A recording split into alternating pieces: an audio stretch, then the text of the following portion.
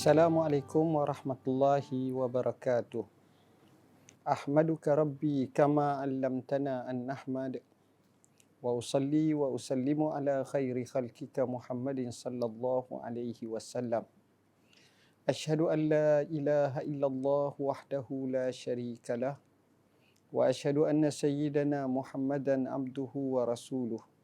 Allahumma salli wa sallim ala sayyidina Muhammad wa ala alihi wa ashabihi wastanna bisunnatihi wahtada bihadihi ila yaumiddin, amma ba'd. Sidang penonton yang dirahmati Allah, kita rafakkan setinggi kesyukuran kepada Allah. Alhamdulillah, pada hari ini walaupun kita sedang menghadapi puasa Ramadan Al-Mubarak, tetapi kita tetap dapat meneruskan lagi perbincangan, pembelajaran, tazkirah. Begitu juga majlis seperti Al-Kuliah. Setidak-tidaknya ia menambahkan lagi maklumat dan ilmu kita. Saat yang sama kita mengisi Ramadan ini, mudah-mudahan ia menjadi sejuzuk daripada amalan salih kita dari sudut mempelajari ilmu. Dalam ruangan Al-Kuliah pada hari ini, kami tajukkan dengan satu tajuk, Bapa Usul Fiqh. Satu kalimah yang mungkin sedikit perlu kepada penerangan dan penjelasan yang sebaik-baiknya. Bila kita sebut usul fiqh, ia adalah satu ilmu yang berkaitan dengan bagaimana cara kita menaplikasikan nas-nas daripada Al-Quranul Karim, daripada hadis Nabi sallallahu alaihi wasallam untuk mengemukakan hukum dari segi fiqhnya untuk kita keluarkan kepada khalayak. Bila kita nyatakan tentang bapa usul fiqh, dalam erti kata lain, para ulama di zaman dahulu telah mula mengkaji apa yang terkandung dengan perintah Allah dan Rasulnya sallallahu alaihi wasallam, disetarakan sama ada ia menjadi wajib atau sunnah atau irsyad semata-mata. Hasil daripada kajian dan dapatan oleh para ulama, akhirnya masalah usul fiqh ini mula berkembang.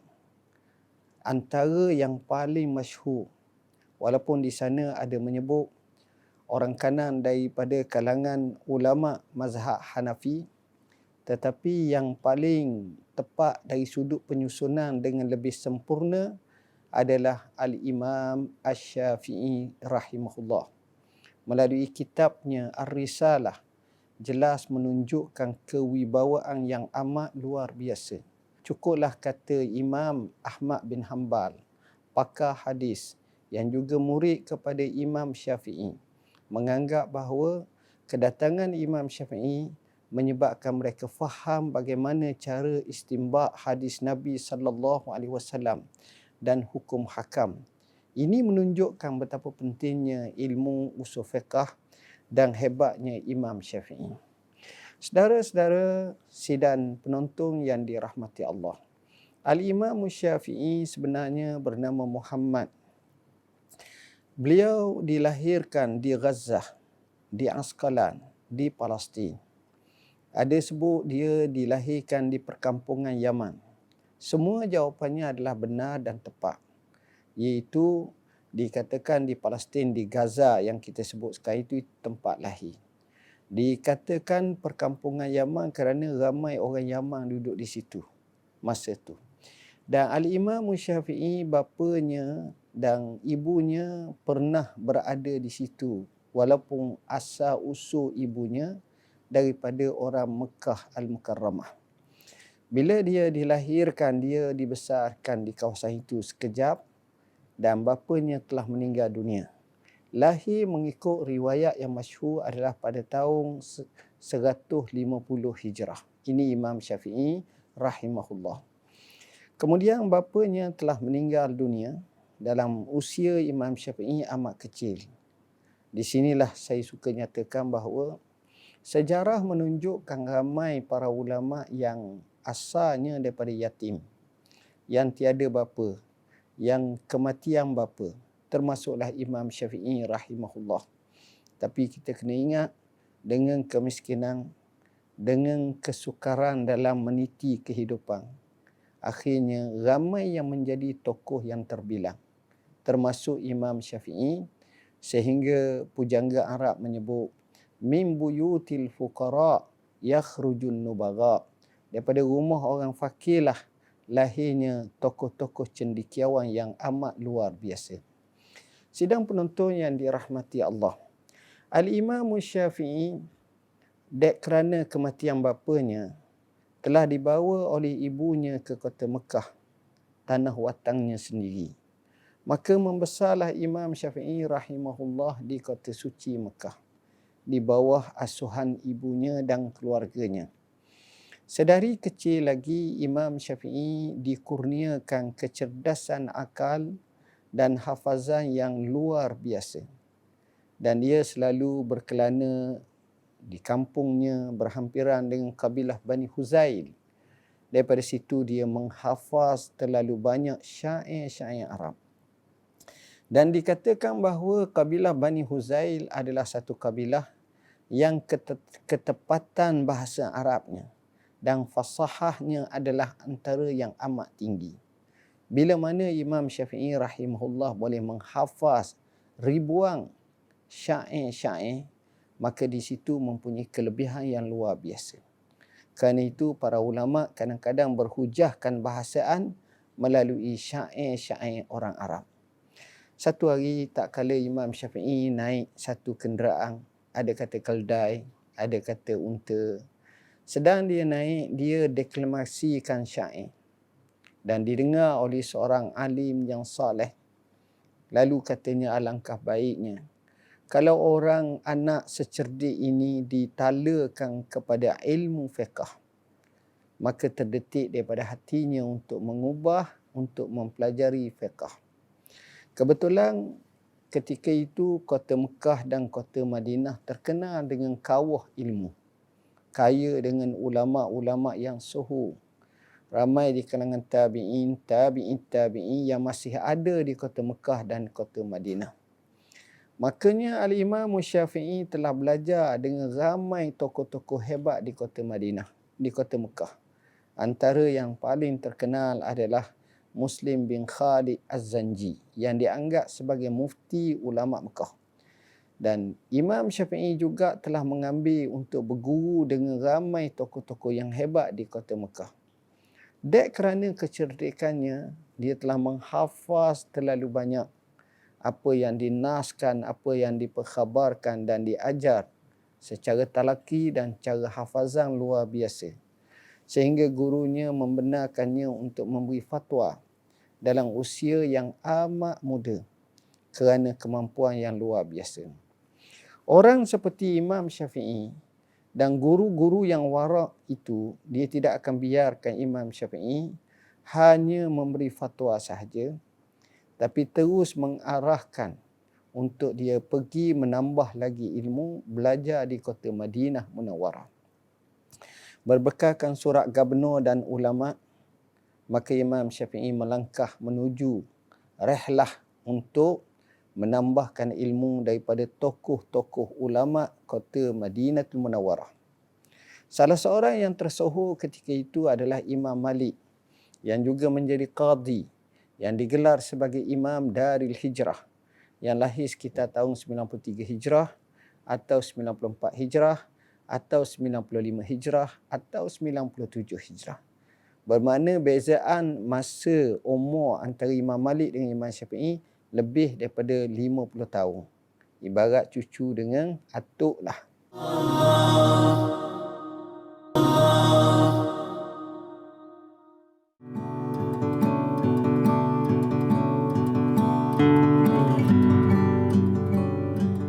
Tak kala Imam Syafi'i sampai di kota Madinah, dia telah menuju ke rumah Imam Malik. Rumah Imam Malik ni ada pengawalnya yang menjaga. Tanya tujuan, dikatakan nak bertemu dengan Imam Malik kerana ada surat khas. Maka akhirnya Imam Malik keluar. Bila keluar, Imam Malik baca surat dan berkata, besok saya akan arahkan murid kananku untuk mengajar kamu. Jawab Al-Imam Syafi'i yang masih remaja, yang masih budak ketika itu dengan pantas, wahai Tuan Guru, kitab Muwatta yang mengandungi lebih 1,700 hadis secara mausul, secara mursal dan juga pandangan Imam Malik sendiri telah saya hafaz keseluruhannya. Maka terkejutlah Imam Malik, kemudian ditasmikkan untuk menunjukkan kewibawaan hafazan Imam Syafi'i dengan tuntas, dengan pantas, tanpa kesalahan. Imam Syafi'i boleh mengulangi dengan sebaik mungkin. Akhirnya sebagai seorang tuan guru yang terkenal hebat, Imam Malik berkata kepada Imam Syafi'i yang masih remaja, yang masih muda ketika itu, "Ya ghulam, ittaqillah wala tutfi nuran allazi atakallah bil ma'asi." Wahai anak, takwalah kamu kepada Allah. Jangan sekali-kali kamu padamkan cahaya yang Allah kurniakan kepada kamu dengan maksiat. Inilah nasihat yang terbaik. Dan nasihat yang hampir sama telah dideklamasikan oleh Imam Syafi'i yang dikatakan dinisbahkan kepada gurunya Waqi' ibn Al-Jarrah. Tak kala ingatannya berkurangan, maka dia telah menyebut, syakautu ila waqi'in su'a hifzi fa arsyadani bitarkil ma'asi wa akhbarani bi anna al-ilma nurun wa nurullahi la yuhda li'asi. Mafhumnya, aku telah mengadu tentang buruknya hafazanku kepada guruku bernama Waqi'. Lalu dia menunjukkan kepadaku supaya meninggalkan maksiat. Dan dia khabarkan kepadaku bahawa ilmu itu cahaya, dan cahaya tidak berhak kepada orang-orang yang lalai, orang-orang yang berderhaka kepada Allah yang maksiat. Makanya Al-Imam Syafi'i telah menekuni ilmu daripada Imam Malik ketika berada di kota Madinah, di samping beberapa tokoh-tokoh yang lain yang terkenal dengan keilmuannya. Dan Imam Syafi'i amat menghormati gurunya Imam Malik, sehingga beliau pernah meriwayatkan, tak kala dia nak buka lembaran kertas di depan Imam Malik, dia akan angkat satu-satu dalam keadaan supaya tidak kedengaran bunyi helaian kertas yang dibelek itu, dibuka itu. Itulah rasaan kagum Imam Syafi'i terhadap Imam Malik. Bahkan puncaknya Imam Syafi'i pernah berkata, kafa bimalikin hujjati yaumal qiyamah. Cukuplah Malik menjadi hujahku pada hari kiamat kelak. Ini siqah yang tam, sempurna seorang murid kepada gurunya Imam Malik rahimahullah. Selepas beberapa ketika dan meninggalnya Imam Malik rahimahullah ta'ala dalam usia yang cukup tua, maka Imam Syafi'i telah meneruskan lagi pelayaran rehlah ilmiahnya menuju ke kota Iraq, kota Baghdad, kota Kufah dan seumpamanya. Semata-mata nak berguru dan bertemu dengan murid kanan Imam Abi Hanifah. Imam Syafi'i tak sempat dengan Imam Abu Hanifah, tapi sempat dengan murid kanannya, iaitu Muhammad ibn Al-Hasan Asy-Syaibani, yang juga pengarang dan juga boleh dikatakan sebagai penghidup kepada mazhab Hanafi di sebelah Iraq sana. Maka bergurulah Imam Syafi'i dan menghafaz banyak maklumat juga ilmu daripada Imam Muhammad ibn Al-Hasan Asy-Syaibani. Daripada sini kita nampak bahawa Imam Syafi'i telah menguasai dua sistem dan dua aliran madrasah. Madrasah Ahli Hadis ketika berada di kota Madinatul Munawwarah bersama dengan Imam Malik rahimahullah dan beberapa tokoh yang lain. Madrasah Ahli Ra'yi ketika mana dia berada di kota Baghdad dan kawasan sekitarnya, dia berguru dengan Imam Muhammad ibn Al-Hasan Asy-Syaibani. Penguasaan dua aliran pertembungan inilah menjadikan Imam Syafi'i cukup istimewa, dan tak cukup dengan itu. Di akhir usianya, selepas itu dia pergi ke Yaman dan dia juga pergi ke Mesir, dan dikatakan dia telah melakukan pelayaran musafir ilmu sebanyak 8 kali, iaitu dalam tempoh yang cukup lama. dan akhirnya pada tahun 199 Hijrah, Al-Imam Syafi'i telah berangkat pergi menuju ke kota Mesir dan menetap di sana, mati pun di Mesir pada tahun 204 Hijrah. Menariknya tuan-tuan, Al-Imam Syafi'i ketika mana berada di kota Baghdad juga telah meninggalkan ramai tokoh-tokoh yang menjadi muridnya. Termasuklah Imam Ahmad bin Hanbal, Al-Imam Al-Karabisi dan lain-lain lagi. Apabila beliau berada di kota Mesir, beliau telah mengambil dua pendekatan. Pendekatan yang pertama adalah pendekatan dia belajar. Artinya Imam Syafi'i masih lagi belajar. Antara gurunya adalah Sayyidah Nafisah radhiyallahu anha, keturunan Rasulullah sallallahu alaihi wasallam, dan dia belajar di sebalik tabir. Dan dikatakan Sayyidah Nafisah bila wafatnya Imam Syafi'i nak bawa kubur, telah berdiri tepi rumahnya dan minta mayat Imam Syafi'i masuk dalam rumahnya untuk dia salat jenazah Imam Syafi'i, dan dia puji Imam Syafi'i dengan menyatakan bahawa tokoh ini tidak batal air sembahyang melainkan dia akan ambil semula wuduk. Itulah perangai Imam Syafi'i rahimahullah. Ketika berada di kota Mesir inilah Imam Syafi'i melebarkan sayap fiqahnya sehingga mengasaskan mazhab Syafi'i. Daripada sinilah dia melahirkan ramai tokoh-tokoh, termasuklah seperti Al-Imam Al-Muzani, yang Imam Syafi'i menyatakan Imam Muzani adalah pendukun utama mazhabku. Dia ada murid seperti Al-Imam Al-Buaiti, dan antara muridnya yang kanan iaitu Ar-Rabi' ibn Sulaiman Al-Jizi. Dan antara muridnya yang terkenal juga di kota Mesir iaitu Ar-Rabi' ibn Sulaiman Al-Muradi. Adapun yang kedua ini dikatakan bahawa beliau seorang yang ingatannya kurang baik, menyebabkan Imam Syafi'i menggunakan masaan yang banyak kepada muridnya. Sehingga ada kata Imam Syafi'i pernah kata, "Wahai Ar-Rabi', kalaulah ilmu jenis makanan, aku akan gumpalnya dan aku akan sumbat masukkan dalam mulut kamu. Dek kerana ilmu ini penting." Al-Imam Asy-Syafi'i rahimahullahu ta'ala mengajar muridnya. Di situlah dia mengkaryakan kitab usul fiqh Ar-Risalah yang akhirnya dibaca oleh Imam Muzani sebanyak 500 kali. Khatam kitab tu.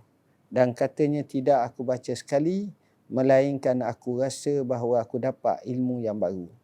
Itu menggambarkan ketajaman Imam Syafi'i dari segi fiqhnya, dari segi istinbat hukumnya. Dia ini mempunyai banyak kelebihan. Antara kelebihan Imam Syafi'i rahimahullah iaitu ketepatan dalam memanah. Dan beliau berkata, wallahi tidak aku panah 10 melainkan 10 tepat. Satu pun payah nak tak tepat. Di sini menunjukkan bahawa Imam Syafi'i ini jenis orang yang aim, orang yang target, orang yang ada hadaf, orang yang ada matlamat, orang yang menumpukan dengan sejumlah masalah yang ada padanya. Itulah gaya Imam Asy-Syafi'i rahimahullah. Kedua, Imam Syafi'i rahimahullah juga terkenal sebagai seorang ulama yang fasih dalam bahasa.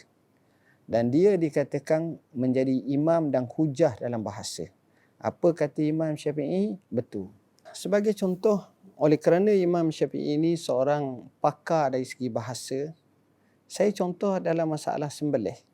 Sebagaimana saya kata, orang Melayu sembelih ini, apa-apa benda pun sembelih. Ayam pun sembelih, unta pun sembelih, lembu pun sembelih.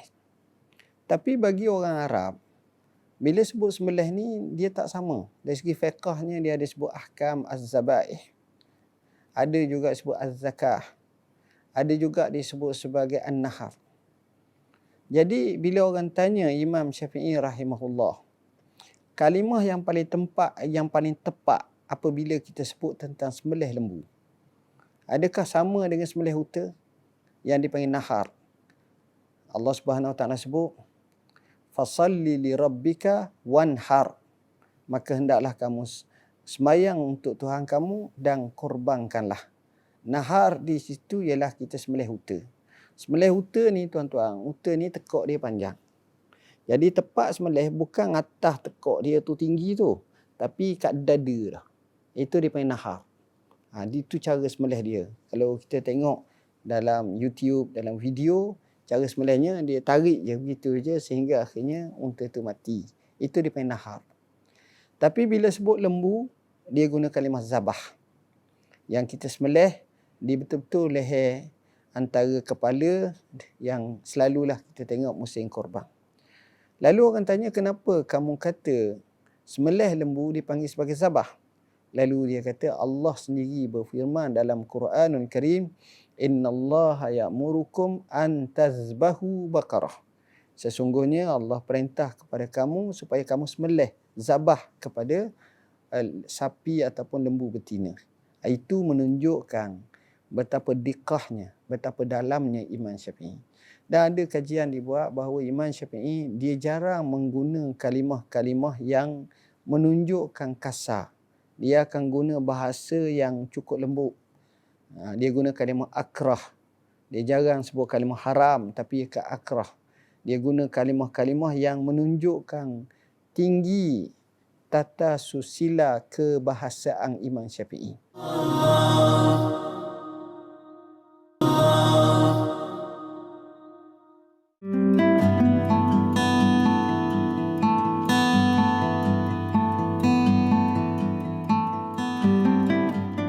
Poin yang ketiga, Imam Syafi'i rahimahullah ta'ala juga sebagai tokoh yang terkenal dengan ilmu firasat.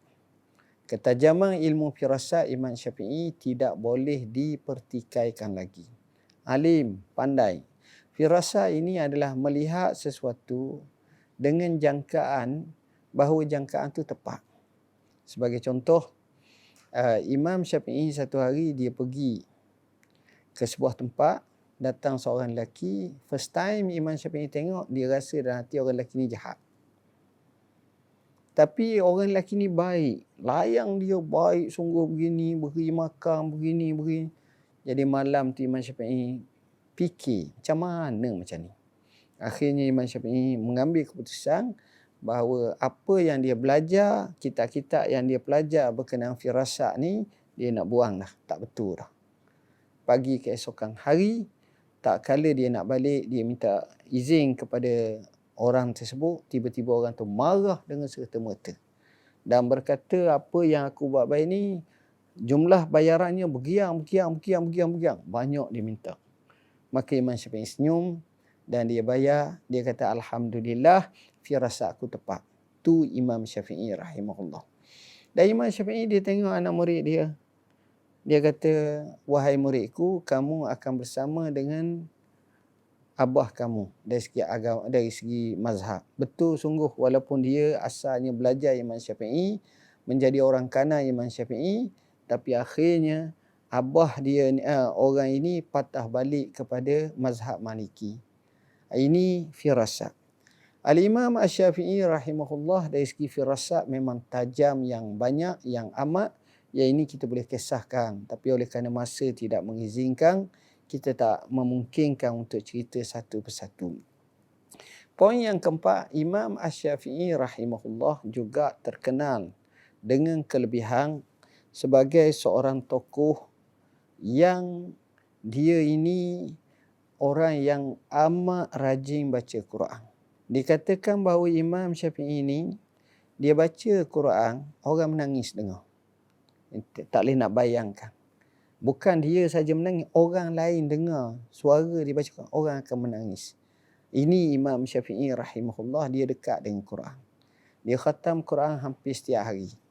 Dikatakan pada bulan Ramadan dalam setengah hikayat menunjukkan 2 kali sehari dia khatam Quran. Itu menunjukkan bahawa Imam Syafi'i begitu akrab dengan Al-Quranul Karim, begitu rapat dengan Al-Quranul Karim. Al-Imam Syafi'i rahimahullah dikatakan seorang yang pemurah. Banyak riwayat-riwayat menunjukkan bahawa Al-Imam Syafi'i banyak bersedekah dan banyak berinfak fi sabilillah, dan itulah tokoh yang amat luar biasa. Al-Imam Syafi'i terkenal dengan kekuatan berhujah dalam menyebarkan agamanya, dan apabila dia berhujah, dia akan menang. Macam mana dia berhujah dengan Imam Ahmad bin Hanbal tentang orang tinggal semayang kafir atau tidak. Maka Imam Syafi'i dapat memberi hujah yang cukup tuntas. Begitu juga dalam hujah-hujah yang lain. Dan sebenarnya ilmu usul fiqh juga menunjukkan kekuatan hujahan Imam Asy-Syafi'i rahimahullahu ta'ala. Sidang penonton yang dirahmati Allah, Al-Imam Syafi'i rahimahullahu ta'ala juga, Allah kurniakan kepada Imam Syafi'i antara kelebihan yang nyata bagi Imam Syafi'i rahimahullah adalah Imam Syafi'i ini dia mempunyai murid yang ramai.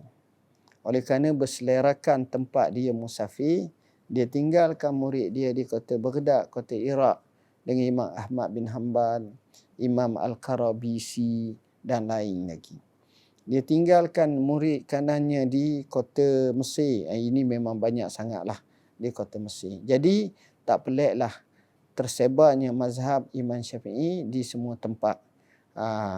Imam Syafi'i, mazhab dia antara mazhab yang kedua yang paling banyak diikuti berbanding dengan mazhab yang lain. Yang pertama mazhab Hanafi, yang kedua mazhab Syafi'i, yang ketiga mazhab Maliki dan yang terakhir mazhab Hambali yang banyak di kawasan Tanah Arab, Semenanjung Tanah Arab dan juga sebahagian daripada negara-negara Teluk. Hadirin hadirat yang dirahmati Allah. Al-Imam Syafi'i rahimahullah, dia mempunyai kelebihan yang cukup banyak sebagaimana yang saya sebutkan tadi. Dan bagi saya antara kelebihannya ialah beliau mengkaryakan banyak karya. Dalam hadis dia ada musnad dia. Dalam fiqh dia ada kitabnya, kitab Begitu juga dalam bidang-bidang yang lain pun dia ada kitab-kitab dia. Jadi Imam Syafi'i ini dia banyak sangatlah karang kitab-kitab. Kalau kita tengok kitab Imam Syafi'i ini adalah kitab yang cukup luar biasa dan cukup besar perkembangan kitab Imam Syafi'i ini.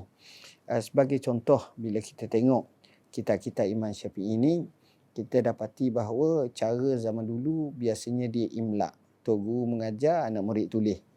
Sebab itu kalau kita baca kitab ni, kita akan tengok beberapa pandangan-pandangan ada lain. Ada daripada Al-Muzani, ada daripada Ar-Rabi', ada daripada tokoh-tokoh yang lain. Tapi Alhamdulillah telah ditahqiqkan oleh ulama-ulama moden berkenaan dengan kitab Kitab Ar-Risalah sudah barang tentu dia mempunyai satu kedudukan yang istimewa dalam usul fiqh. Saya nak gambarkan macam mana tokoh usul fiqh yang hebat seperti Imam Asy-Syafi'i dalam mengeluarkan hukum. Satu hari orang tanya dia berkenaan orang yang dalam ihram bunuh kabur ataupun serangga kecil. Apakah kena dam dan seumpamanya? Maka dia jawab, qala Allah Ta'ala, wa ma atakumur rasulu fakhuzuh wa ma nahakum anhu fantahu. Allah berfirman, apa yang Rasul datangkan kepada kamu ambil, dan apa yang Rasul larang tinggalkanlah. Kemudian dia sebut, kamu ikutlah sunnah aku dan sunnah khulafa' ar-rasyidin selepas aku. Dia juga menyebut, qala Rasul sallam iqtadu bil lazaini min ba'di Abi Bakr wa Umar. Mengikutlah dua orang sahabat selepas aku, Abu Bakar dan Umar. Bila dengar kedua-duanya, maka akhirnya Imam Syafi'i rahimahullahu ta'ala, itulah cara dia.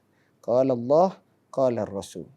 Selepas qala Allah dan qala Rasul sallallahu alaihi wasallam, Imam Syafi'i juga menyebut qala sahabi. Maka kata dia, bunuh zambur atau kabur tak jadi masalah.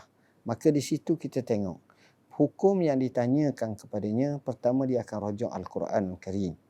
Kedua dia akan rujuk sunnah Nabi sallallahu alaihi wasallam.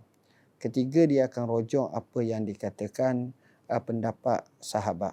Dan keempat baru dikata kulna, aku kata. Ini cara usul fiqh yang digunakan oleh Imam Asy-Syafi'i dari segi istinbat hukum.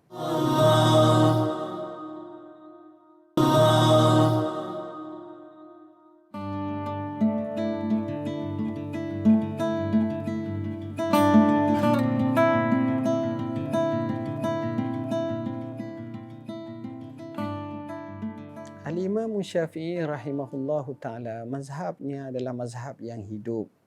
Dan kita kena faham kehidupannya pada zaman yang kita kata Al-Qurun Al-Mufaddalah. 3 kurun yang utama. Masa itulah kita tengok tokoh-tokoh yang terkemuka wujud ketika itu. Salah seorangnya Al-Imam Syafi'i. Dan apa yang terbaik di Imam Syafi'i, bulan Ramadan adalah bulan yang cukup dijaganya. Bulan Ramadan dia ajak untuk kita semua cintakan Quran. Dan zaman tersebut juga kalau kita tengok suasana ibadat adalah amat kuat. Cuma kita kena faham dalam suasana kalau berlaku PKP, maka kita digalakkan dan kita diperintahkan untuk berada di rumah. Makanya solat tarawih kita boleh lakukan di rumah selaras dengan perintah yang dikemukakan oleh kerajaan, ati'ullah wa ati'ur rasul wa ulil amri minkum. Dia bukan suruh, bukan dia marah kita semayang. Nak semayanglah berapa rakaat pun, 20 rakaat. Tapi oleh kerana bila berlaku rantaian COVID-19 yang kita mahu putuskannya, maka sembahyanglah di rumah. Bahkan itu dari segi maslahah. Yang mana tasarruful imam ala ra'iyyati manutum bil maslahah. Tasarruf ataupun pendapat pemerintah dalam melaksanakan satu-satu keputusan diikat dengan maslahah. Dia tak boleh buat saja-saja. Maslahatnya ialah mengekang COVID-19. Justru bila kaedah seperti ini yang juga menyebut ad-darar yuzal, segala kemudaratan hendaklah dibuang, jelas menunjukkan bahawa apabila berlaku seperti ini, maka kita jadikanlah gelanggang tarawih kita di rumah. Kita semayang di rumah, kita ibadat di rumah, kita berbuka puasa di rumah. Kita nak sedekah ke orang, maka ini boleh caranya. Kita nak jamu orang makan, maka kita boleh beli dan kita hantar ke rumah masing-masing. Sekarang ni terlalu banyak cara kemudahan. Artinya syariat Islam pada bulan Ramadan kita boleh lakukan. Walaupun kita kata kita tidak boleh lakukan secara biasa dan adab biasa. Biasa dan adab biasa ni macam mana? Kita tak boleh lakukan seperti kita kumpul ramai-ramai, kita pergi ke tempat untuk beramai-ramai. Kerana ini kita nak cuba kekang dengan sebaiknya. Berjayanya kita mengekang COVID-19 ni, kita akan dapat menghidupkan kembali ekonomi kita, kehidupan yang seperti biasa, dan kita boleh menjadi contoh kepada negara lain bagaimana cara kita menghadapi wabak. Dan Al-Imam Syafi'i rahimahullah yang kita tahu, dia amat menitik beratkan tentang kesihatan. Dengan sebab itulah dinisbahkan kepadanya dengan menyatakan al-ilmu ilmani, ilmu al-abdan wa ilmu al-adyan. Ilmu ni ada 2. Satu ilmu berkenaan tubuh badan, satu lagi ilmu berkenaan dengan agama. Ilmu berkenaan dengan agama kita tahulah agama Islam utamanya macam mana perintah suruh qiyam-qiyam. Ilmu berkenaan tubuh badan dari sudut bagaimana penjagaan tubuh badan, biarlah mengikuti cara yang sebaiknya dan benar-benar menepati syariat Islam. Hadirin hadirat yang dirahmati Allah, Al-Imam Syafi'i rahimahullah meninggal dunia pada usia 54 tahun. Bermakna dia berada di Mesir lebih kurang dalam 5 tahun sahaja. Al-Imam Syafi'i rahimahullah meninggal dunia dalam usia yang amat muda. Kalau kita banding 4 ulama mazhab, maka Imam Syafi'i adalah imam yang paling muda matinya. Kalau Imam Abu Hanifah lahir 80 Hijrah, meninggal 150 Hijrah, 70 tahun. Kalau Imam Malik pula, dia punya lahir tahun 93 Hijrah, meninggal sekitar tahun 179, maknanya 80 tahun lebih. Imam Ahmad lahir 164 Hijrah, meninggal tahun 240 Hijrah lebih. Maknanya semua 70-80 tahun ke atas. Tapi Imam Syafi'i hanyalah 54 tahun sahaja. Inilah Imam Asy-Syafi'i rahimahullah. Dia meninggal dunia ni disebabkan penyakit buasi.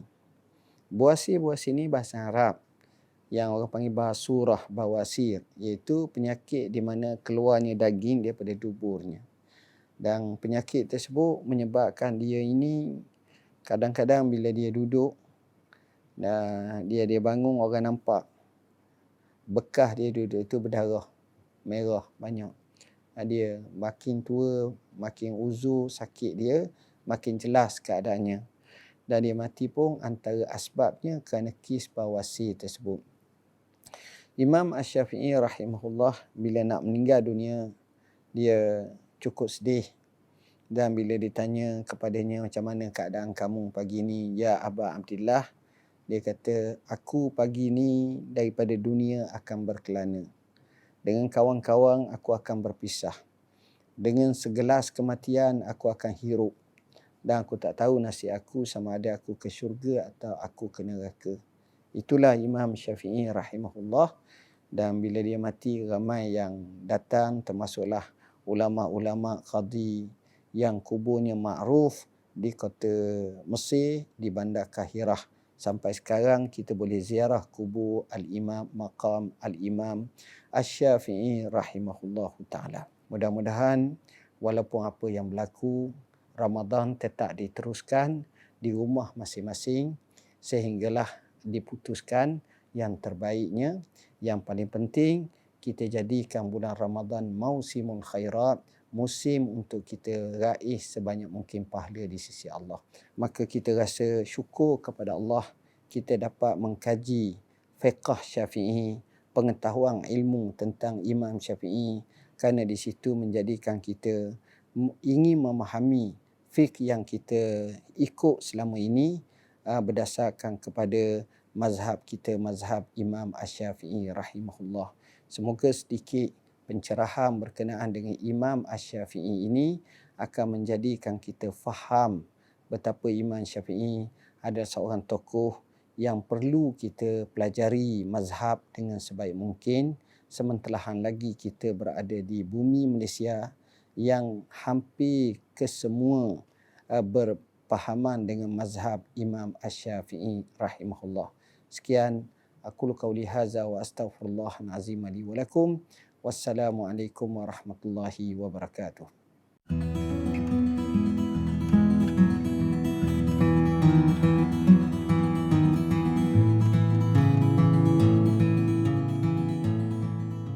Ramai daripada kita yang tahu tentang rahsia untuk mendapatkan rezeki yang murah, antaranya iaitu kita rajin berusaha dan kita banyak berdoa kepada Allah. Tetapi di sana ada satu sunnah ataupun saranan daripada Nabi, petua daripada Nabi, iaitu rahsia murah rezeki. Dalam hadis yang diriwayatkan oleh Imam Al-Bukhari rahimahullah, Nabi SAW bagi tahu, man ahabba ayyubsata lahu fi rizqihi wa yunsa'a lahu fi atharihi falyasil rahimahu. Siapa yang nak, siapa yang suka rezekinya diperluaskan dan umurnya diberkati atau dipanjangkan usianya, maka sambungkanlah silaturahim, iaitu sambungkanlah hubungan kekerabatan sesama keluarga. Ramai daripada kita yang menyangka kalau nak berjaya, nak murah rezeki, kena rajin je berusaha. Tapi di sana ada rahsia dan petua daripada Nabi SAW yang bagi tahu kita sambungkan silaturahim. Bukan hanya sekadar kerja keras yang mungkin sampai abaikan hubungan kekeluargaan, tetapi jaga hubungan silaturahim. Kerana orang-orang yang memutuskan hubungan silaturahim, Nabi SAW bagi tahu, la yadkhulul jannata qati', tak masuk syurga orang-orang yang memutuskan hubungan silaturahim. Dan dalam Al-Quran Allah bagi tahu bahawa orang-orang yang memutuskan silaturahim ini, ulaikal ladzina la'anahumullah fa asammahum wa a'ma absarahum. Allah melaknat golongan mereka ini dan juga Allah akan memekakkan mereka ini ketika mana hari kiamat nanti. Jadi jangan lupa, kalau kita nak murah rezeki, nak usia kita ni diberkati, maksudnya usia kita ni akan dirasakan bermanfaat, seolah-olah umur kita ni panjang, kita dapat menghasilkan banyak sumbangan-sumbangan, maka amalkan sunnah ini, sambungkan silaturahim. Ya Rabbana a'tarafna bi annana aqtarafna wa ananna asrafna ala ladha asrafna. Ya Rabbana a'tarafna bi annana aqtarafna wa ananna asrafna ala ladha asrafna. فتب علينا توبة